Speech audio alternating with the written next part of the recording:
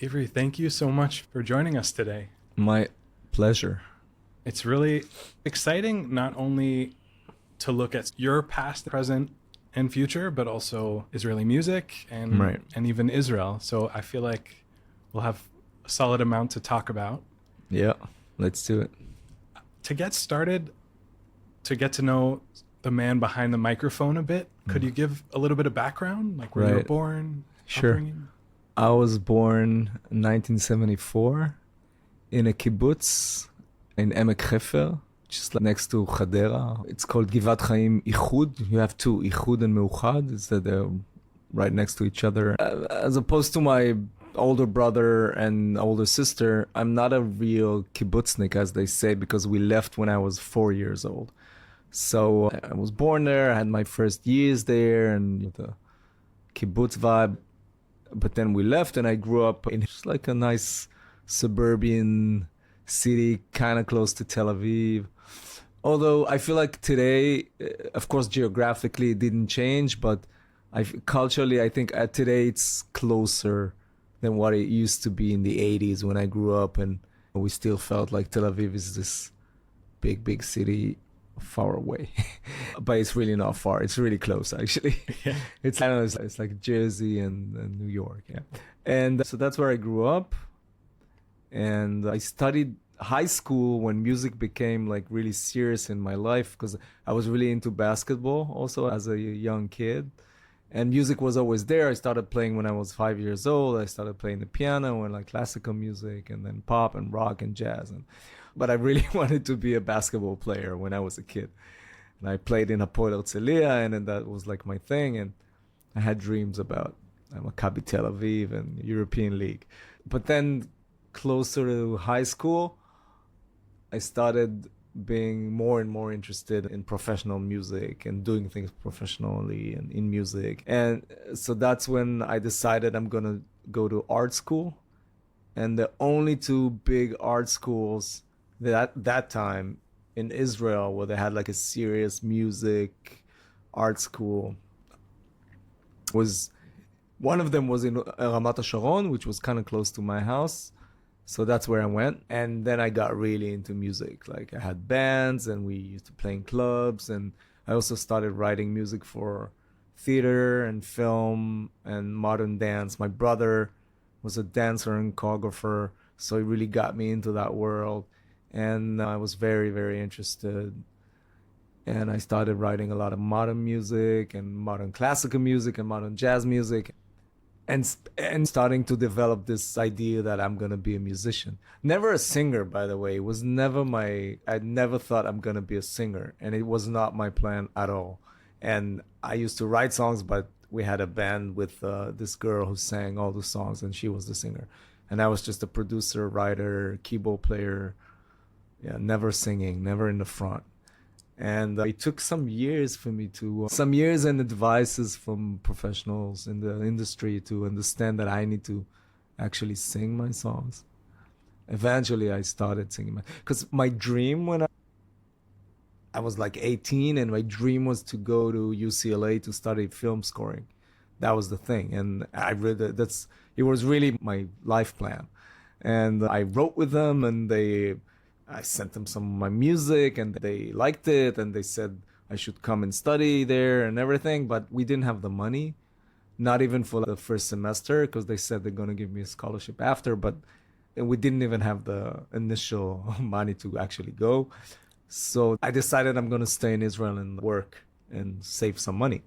So I worked in music, I worked in some studios, and I did all kinds of things and wrote music for dance a lot. I wrote for Had Na'arin and also outside of Israel and for Batsheva Dance Company. And then just while I was saving for UCLA, I started singing my own songs. And then I actually got an album deal from one of the majors in Israel, which was a big surprise for me. I don't know. I just sent them tapes with songs and they called me back.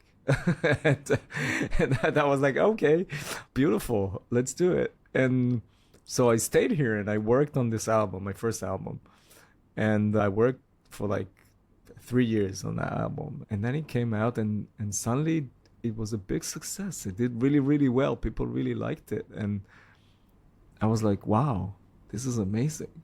This is so cool. I can write my music and produce it and perform. I loved it. And immediately made another album, and which also did really well. And like suddenly I was a singer. And at the beginning, it was even weird for me to be called a singer. I was surprised by it.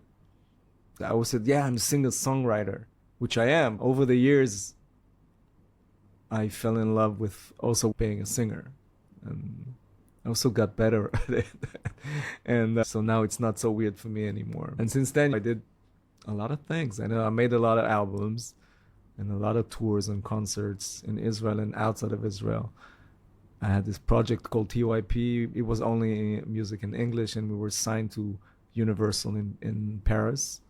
So we worked a lot in Europe and released music in English all over. And I'm very happy about it, to be honest. It's amazing. That's my story.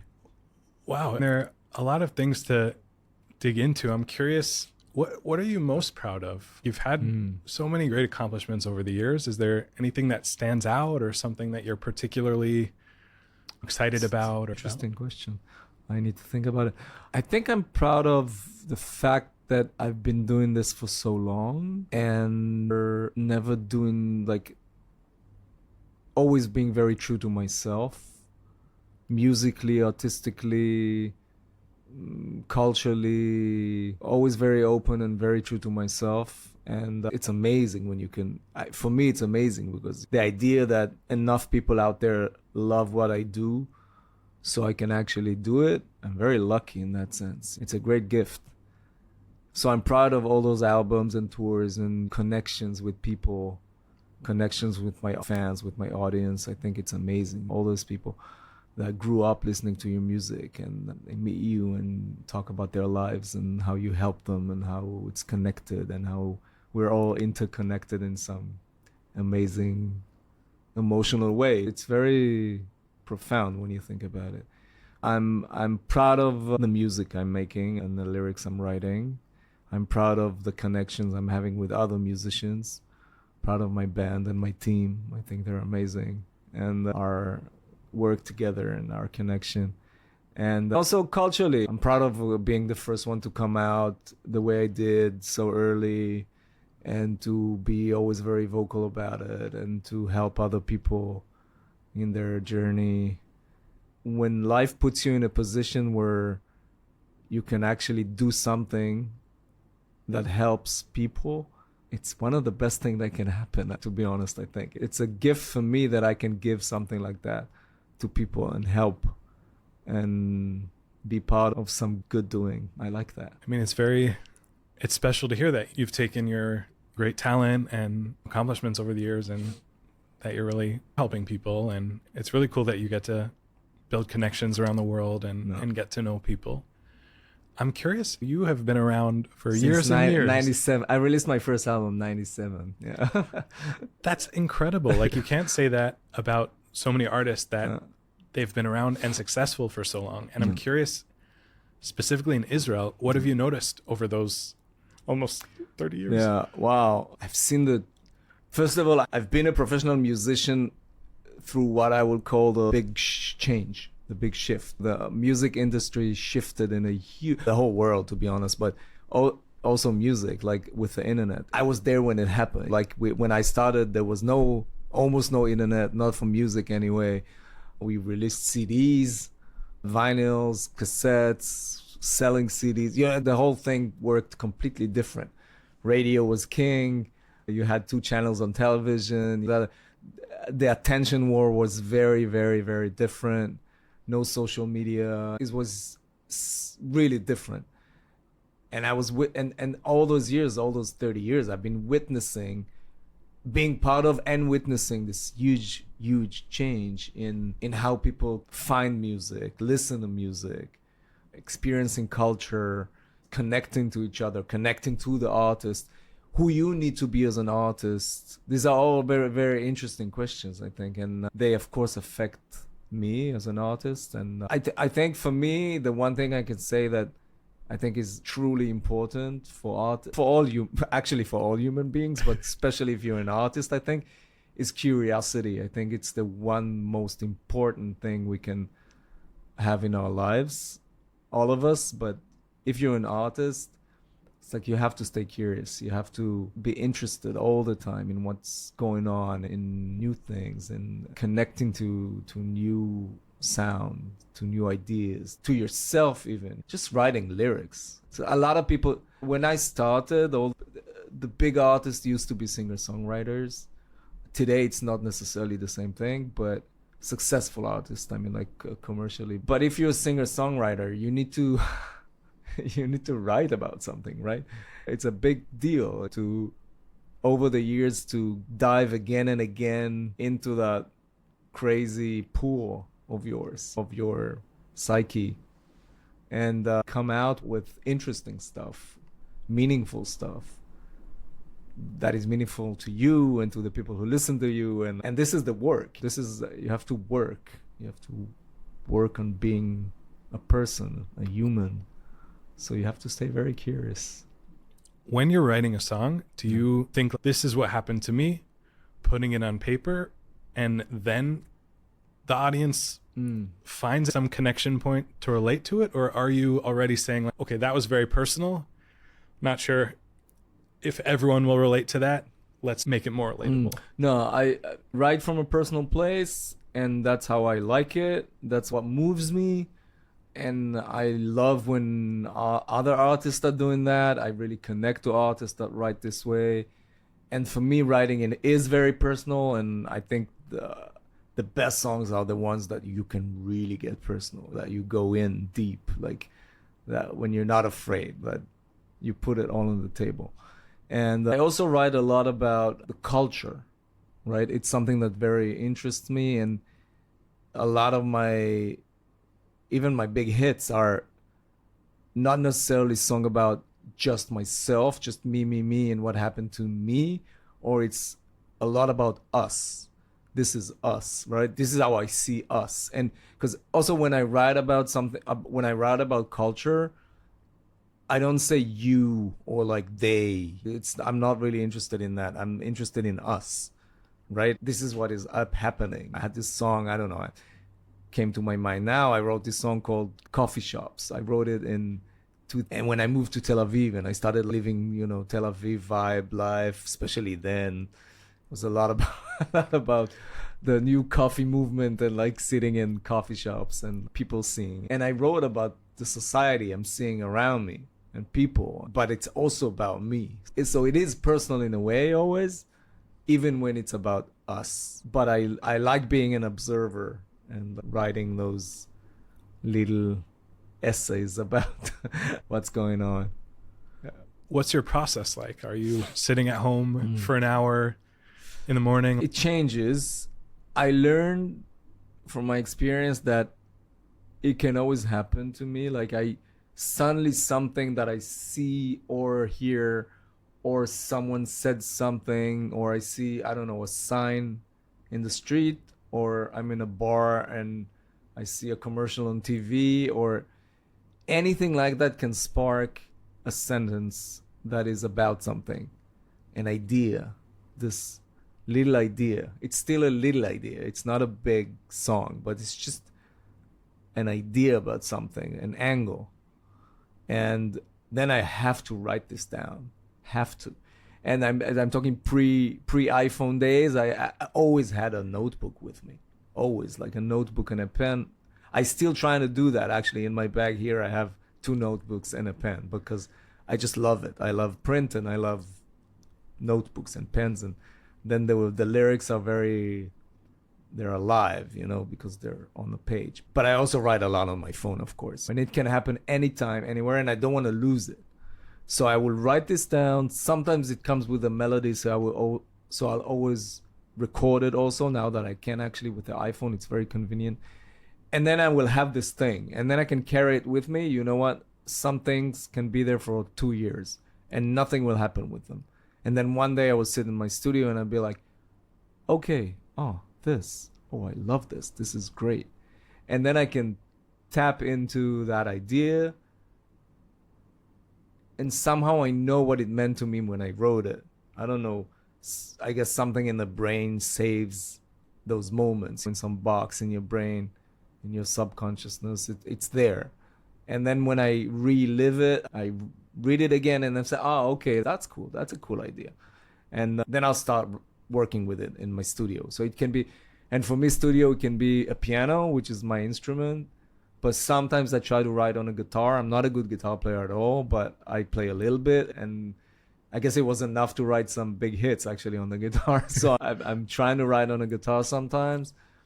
And because I'm also a producer and I have my studio with the computers and synthesizers and all that stuff. So sometimes I also write like that, not a guitar and not a piano instruments, the computer. All those are possible. So there's not one method that I will use, but I'm trying to be always very open to it because you never know. It's always a surprise. Always. I have, my friends know this already, but sometimes it's weird. And I have to admit that I feel pretty embarrassed about it when it happens. It's like a private thing that from the side, I'm like, what are you doing? It looks stupid. Like sitting it with friends. I have this, we sat in New York, downtown, there's this cool bar called Cowgirl in Manhattan. And we were sitting there with two friends of mine. And then suddenly I had this idea. And I don't know why. Maybe the cocktail, maybe the way I don't know, maybe something was written on the bar. I have no idea. But I had this idea and I had to go to the side and write it. And they were like, what are you doing? Sometimes it embarrassed me a little bit, but I know I have to do it. In therapy, it happens to me a lot. Like I sit in front of my therapist and we talk about things and then he can see it on me. I go blank. Like he can't talk to me anymore. I have this sentence I said something or he said something. And for me, it like sparked this idea. And then I can't speak anything about anything. I only have this in my head. And I tell him, look, just a second. And I go to my bag and I take my phone or my notebook and I write it down. And then I can come back and talk. So this is the way it works for me. You know, some songs take 3 years and some takes 3 minutes. It really changes. I'm curious.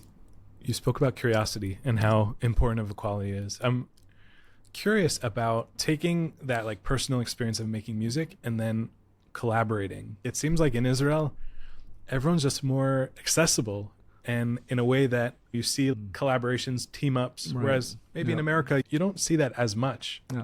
Well, I'll tell you what, it's interesting. It's also something that I witnessed over the past like 10 years, I think. It didn't used to be like that. When I started, not so many people wrote together all the time. It was not like I never wrote with anyone. Never. 12 years into my career, I never wrote a song with someone else. It was always a very private moment, just me and myself. That's how it used to be for me.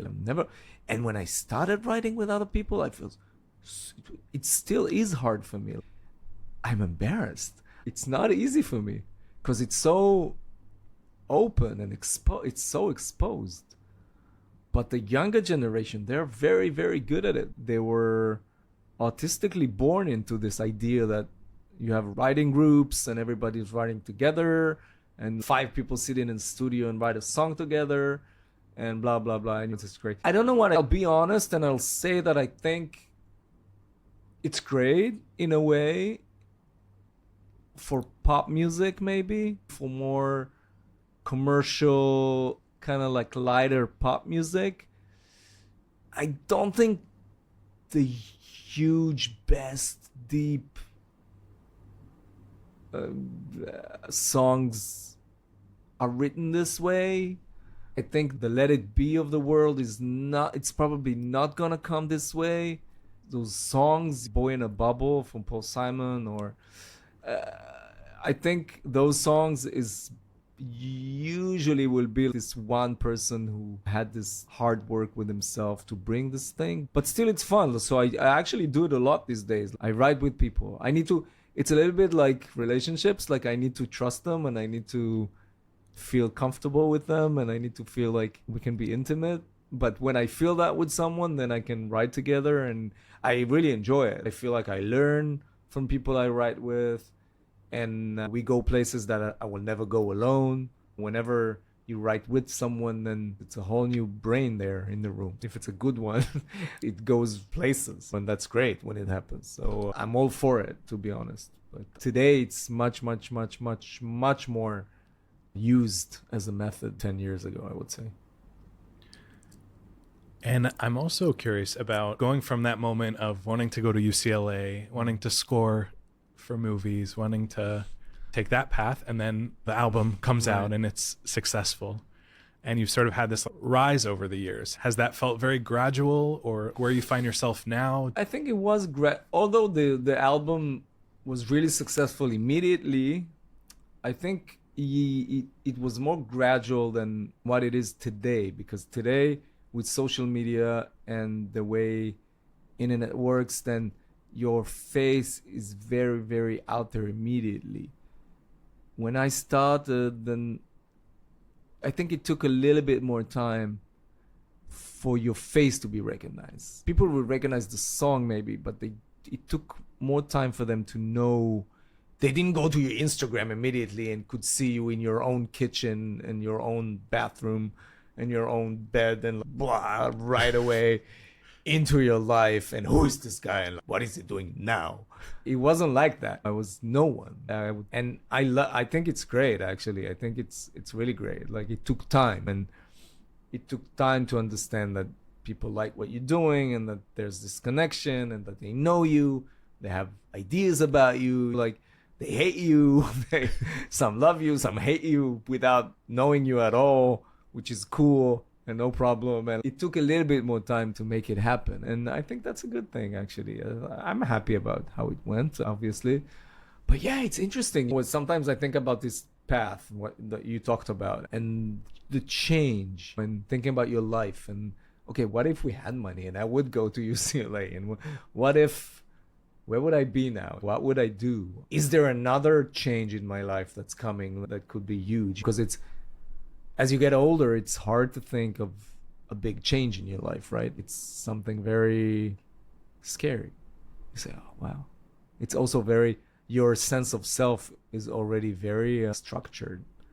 And I'm trying to keep it fluid, not to be too rigid about my sense of self.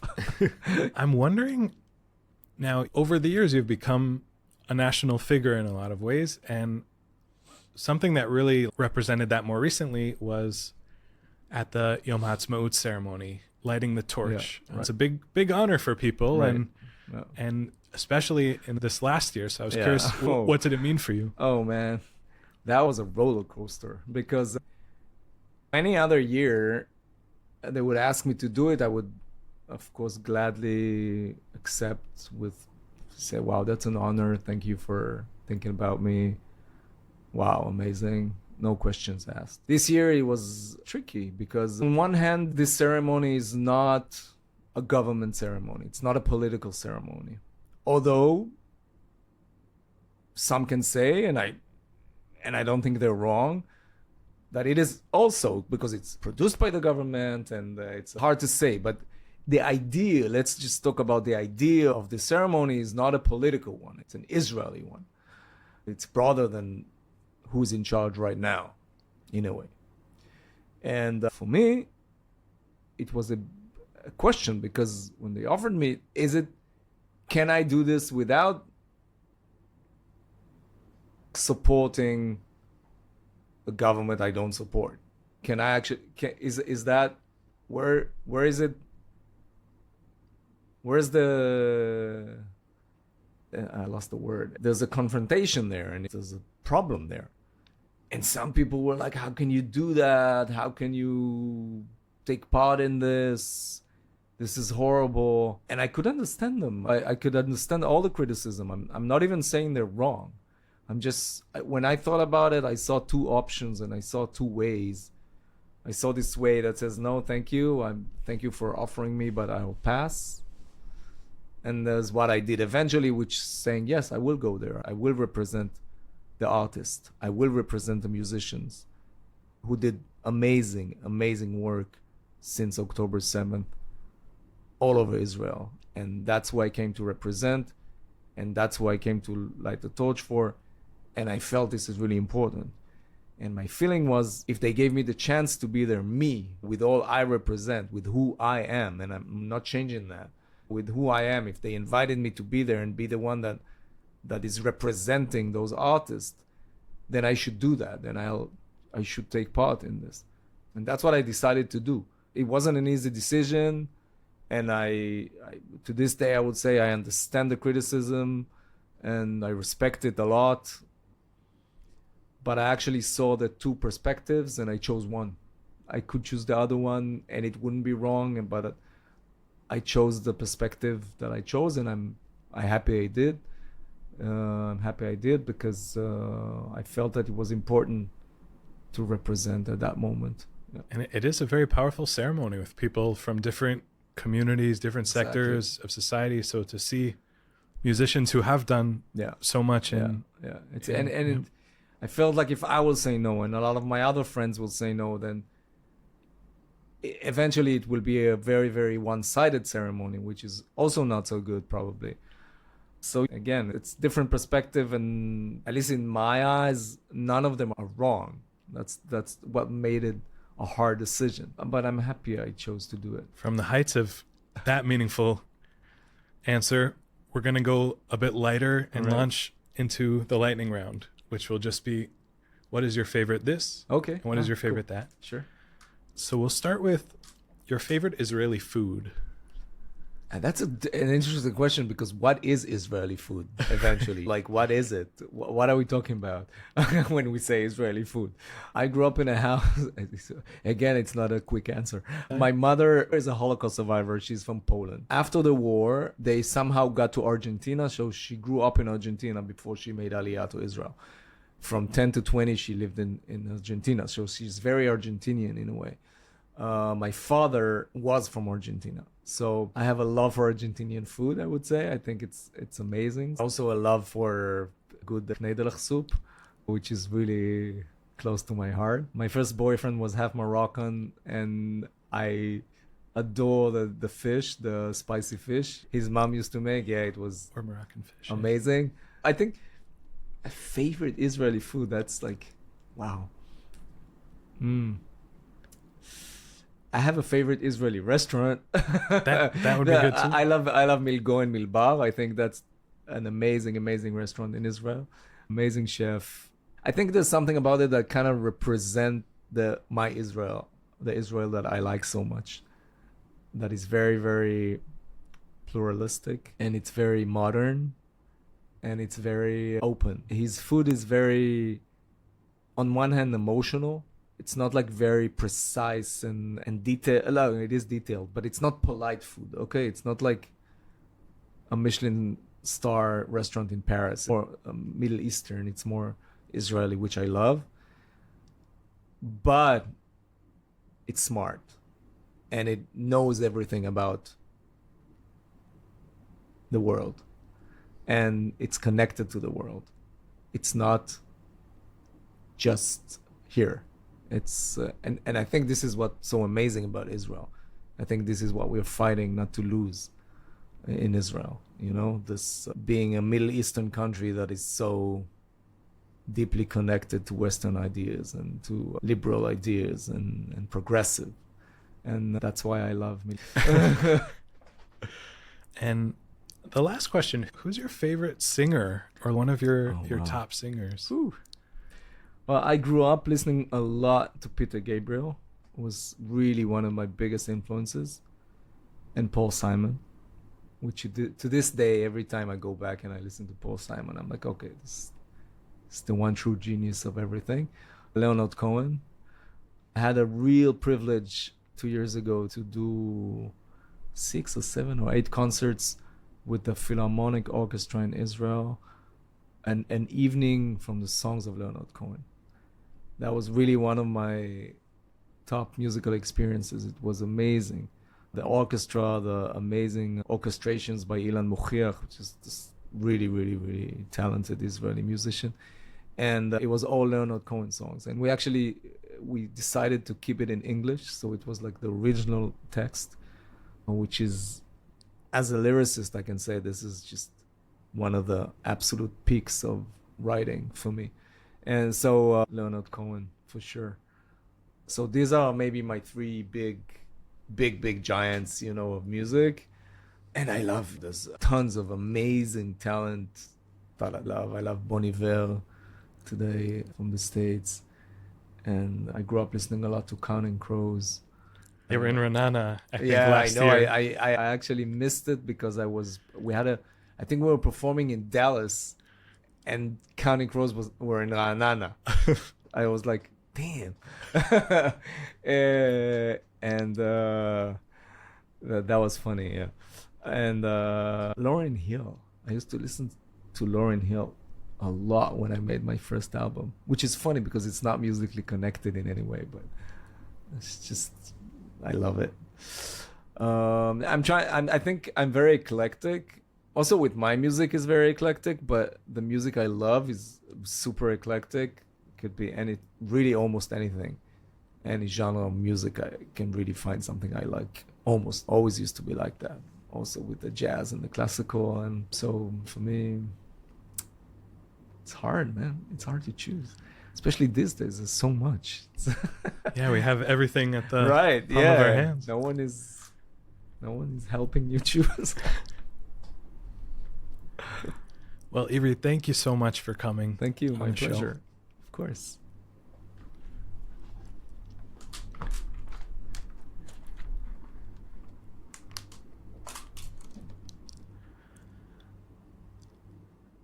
This episode is dedicated to the memory of Hirsch Goldberg Pullen, a boy of light, love, and peace, and a lover of music.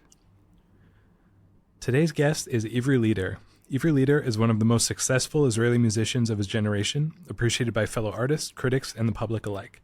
Through his lyrics, Ivri brings to life the thoughts and day-to-day encounters of a new generation of Israelis, a generation he calls the New People.